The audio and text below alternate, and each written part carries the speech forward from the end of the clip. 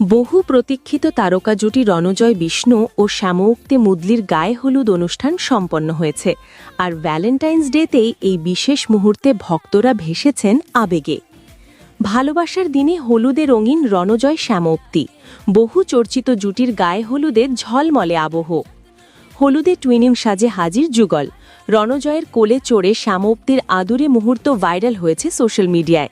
হাসি, আড্ডা, খুনসুটি আর আবেগে ভরে উঠেছে অনুষ্ঠান।